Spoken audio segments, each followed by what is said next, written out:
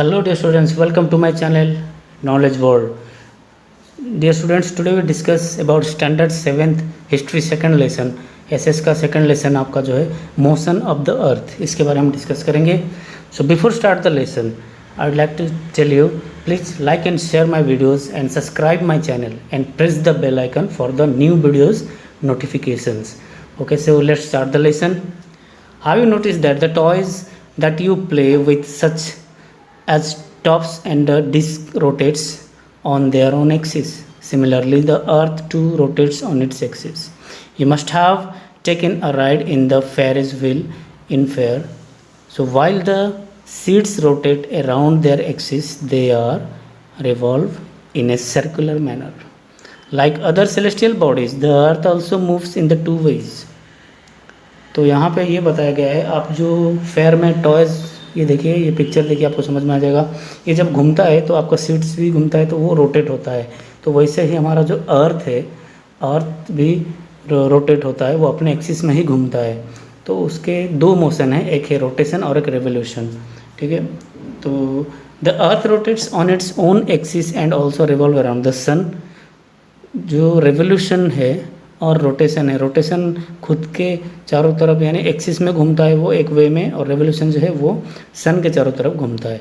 The moon and the earth are constantly in motion. Moon earth जो है वो constantly motion में ही घूमते रहते हैं. ठीक है, अभी सेकंड देखिए, a ferris wheels in a fun fair. देखिए ये वाला है एक्टिविटी दिया है, erect a pillar on your school ground and note down the details as given in the table. Table में जो भी दिया है उसको नोट डाउन करने बोला है. ये एक्टिविटी है, इसको क्या करना है आपको, तो शेडो है उसको मेजर करना है, कैसे सर्कुलर मोशन में घूमता है वो.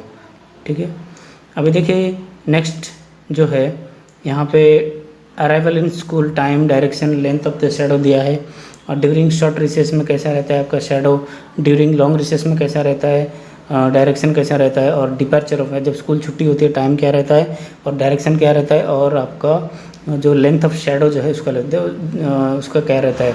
तो ये इसलिए बताया गया क्योंकि देखिए हम जब दोपहर में धूप में खड़ते हैं तो अपना जो छांव रहता है खुद का बॉडी का वो छोटा हो जाता है. तो उसका मतलब क्या है, अर्थ मूवमेंट हो रहा है अर्थ का, तो हमें पता नहीं चलता क्योंकि हम अर्थ में रहते हैं. तो जैसा जैसा सुबह से लेके धूप में रहते हैं, फिर दोपहर में रहते हैं, फिर शाम को रहते हैं, तो वो शेडो बदलता रहता है. इसलिए यहाँ पे टेबल आपको दिया गया है. What does rotation of the earth means. Earth का रोटेशन का मतलब क्या है, as the earth rotates on its imaginary axis, the speed of the rotation at any point along the equator is approximately 1670 km/h. उसका जो खुद के axis में अर्थ जो घूमता है उसका अप्रोक्सीमेटली 1670 km/h में घूमता है स्पीड में. द अर्थ टेक्स 24 आवर, एक दिन लगता है पूरा कंप्लीट रोटेशन के लिए, एक रोटेशन के लिए. Why is the sun seen only during the day and the moon at night. How are days and night caused, and you must probably have thought about such questions. ये दिमाग में आपका question जरूर आ रहा होगा कि दिन रात कैसे होते हैं, और जो सन है दिन में क्यों दिखता है और मून जो रात में क्यों दिखता है. उसका मतलब, उसका जो आंसर है आपको मिल जाएगा ये फिगर्स में. देखिए, understanding the day night with the torch. यहाँ पे एक एक्टिविटी दिया है आपका, आप एक ग्लोब लेके आप क्लासरूम में उसको डोर वगैरह क्लोज करके उसमें अगर टॉर्च लाइट डालते हैं तो उसका हाफ पोर्शन लाइटिंग रहता है, अपोजिट पोर्शन डार्क में रहता है. इसका मतलब ये है कि जो सन रेज है वो हमारे अर्थ में जो गिरता है तो वो एक साइड में मतलब उजाला रहता है, अपोजिट साइड में अंधेरा रहता है. इसके वजह से डे नाइट का क्रिएट होता है. If it is daytime in India, right, the weather, it would be day or night in the morning countries given in the table. ये आपका एक, ये भी दूसरा एक आपको एक्टिविटी दिया है. कनाडा और जापान डे नाइट कैसा रहता है, Mexico, Australia and Brazil and south Africa में कैसा रहता है, वो आपको कलेक्ट करके नेट से आप नोटबुक में नोट डाउन कर सकते हैं. How does the earth revolve around the sun, what is the consequence. जो सन, जो अर्थ है वो सन के चारों तरफ कैसे घूमता है. The earth takes 365 days to complete the revolution around the sun. This period is called a year. 1 साल लगता है, 365 दिन लगता है अर्थ पूरे सूरज के चारों तरफ घूमने के लिए। दिस पीरियड, ये जो टाइम है उसको 1 साल बोलते हैं, जो कि रेवोल्यूशन कहलाता है अर्थ का movement. It revolves around the sun at the speed of the approximately 1780 kilometre per hour, 1780 kilometre per hour में सन के चारों तरफ अर्थ घूमता है। The earth moves continuously on the fixed imaginary path called the orbit. तो जो वे में अर्थ continuously एक ही पाथ में घूमता है, वहाँ से हिलता डुलता नहीं है, उसको ऑर्बिट बोलते हैं। This orbit of the earth is not round. ये जो ऑर्बिट सर्कल है वो राउंड नहीं है, ओवल शेप में है। ओवल शेप जो रहता है, जैसा एग का शेप आता है ना हमारा, अंडे का शेप जैसे रहता है वो ओवल शेप में रहता है, ठीक वैसे ही शेप का एक ट्रैक रहता है, उस पर अर्थ घूमता है। तो इसकी वजह से this is the reason why distance between the earth and the sun does not remain the same through the year. तो इसकी वजह से सन और अर्थ के बीच में जो डिस्टेंस आता है, यानी जो चारों तरफ घूमता है अर्थ सूरज का, तो वो जब डिस्टेंस आता है वो एक जैसा नहीं रहता, पूरे साल भर में अलग अलग आता है। The earth revolves around the sun at the speed of the approximately 1780 kilometre per hour. The moon revolves around the earth and the earth revolves around the sun. तो जो मून है, आपको मालूम है मून एक नेचुरल सैटेलाइट, ये आपको पहले पिछले क्लासेस में आपको पता होगा। मून जो है अर्थ का नेचुरल सैटेलाइट है, तो वो अर्थ के चारों तरफ घूमता है, और अर्थ क्या करता है, सन के चारों तरफ घूमता है। The earth makes an angle. Earth इसके जब घूमता है तो वो 23.50 डिग्री एंगल बनाता है खुद के एक्सिस में, और ऑर्बिट में 66.50 डिग्री में रहता है। The titling of Earth on its caused the variation length of the day and night is also change in season। तो यही जो डायरेक्शन और यही जो इसका जो मेजरमेंट जो 23.50 और 66.50 यहाँ पे लिखा गया है, उसके वजह से ही अर्थ में डे नाइट का क्रिएट होता है, और अलग अलग तरीके के सीजन भी क्रिएट होते हैं, जबकि जो सूरज की रोशनी है वो वर्टिकली अर्थ पे गिरता है। अभी देखिए, varying length of day and night, the rays of the sun fall vertically on the Tropic of Cancer on 21st June, on the Tropic of Capricorn on 22nd December।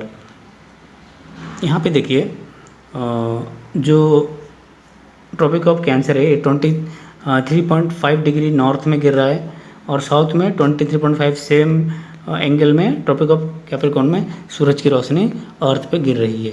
Okay, Whenever the rays fall vertically, तो जब सूरज की रोशनी तो direct नहीं vertically गिरती है, इसकी वजह से डे कई जगहों पे लॉन्ग होते हैं, और कई जगहों पे जहाँ पे स्लैंटिंग रेज यानी थोड़ा टेढ़ा होकर जो सूरज की रोशनी गिरता है वहाँ पे दिन छोटे होते हैं। तो the two tropic of are the opposite हेमोस्फीयर।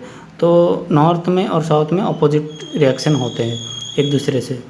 Okay, with the varying length of the day and night, the season in the northern and the southern hemisphere are opposite। Look at the diagram and answer the question। ये diagram देख के आपको ये question के answers लिखने हैं।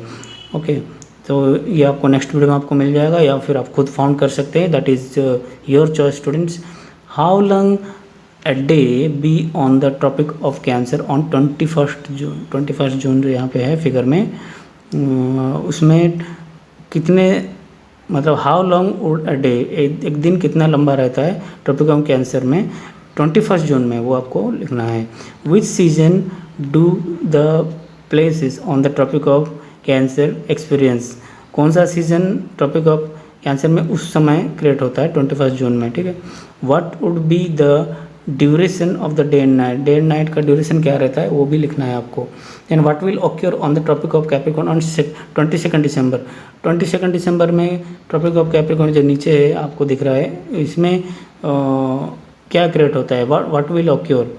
How long would a day be on the tropic of Capricorn on 22 December, 22 दिसंबर में ट्रॉपिक ऑफ कैप्रिकॉर्न में दिन कितना लंबा रहता है वो भी आपको लिखना पड़ेगा।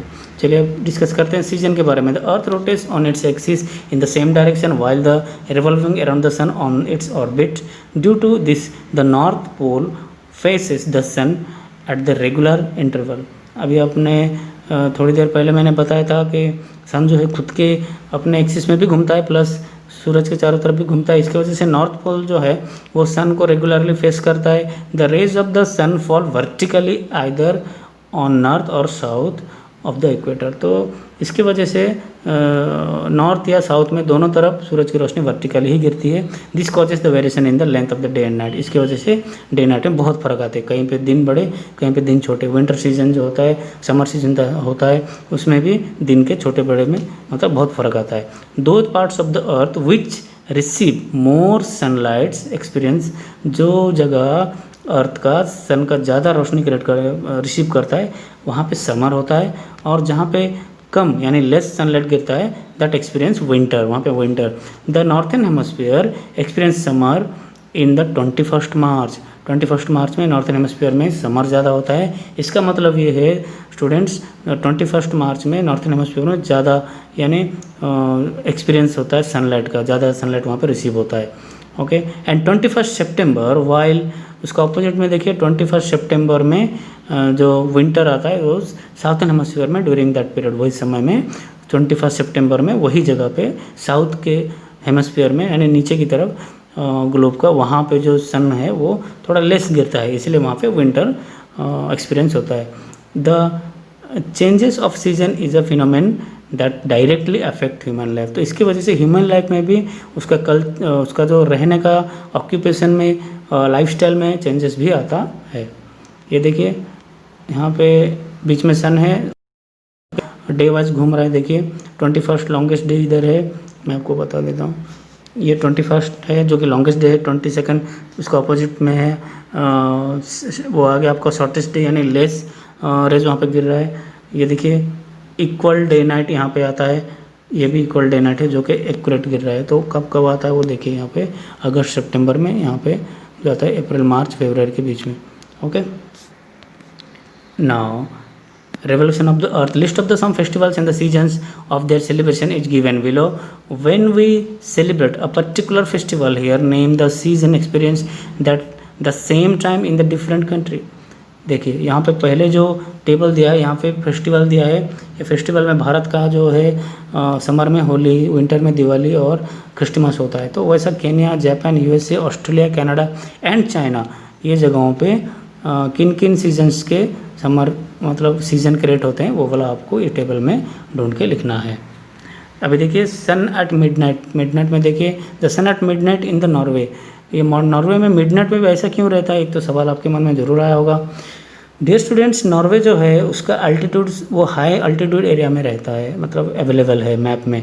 तो इसकी वजह से वहाँ पे जो सूरज है वो बहुत देर तक, बहुत लंबे समय तक वहाँ पे दिखता है, तो इसीलिए वहाँ पे रात का होना बहुत मुश्किल है। तो ये जो है वे पिक्चर अलग अलग लिया गया है मिडनाइट नॉर्वे के तक कैसा है। देखिए ये जो है ये मिडनाइट का ही सीन है, ठीक है। ओके, अभी देखते हैं। In this European nation of Norway the sun does not set from the middle में to the end of the July. Middle में से एंड ऑफ द जुलाई तक नहीं दिखता। This mean that the sunrise and the sunset are the simultaneous, मतलब एक जैसा है।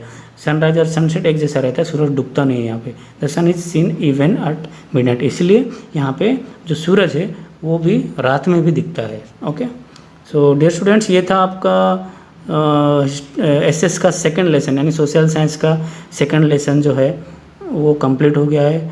ये एक्सरसाइज है, एक्सरसाइज के वीडियो में बाद में आपको इसमें अपलोड करके दूंगा।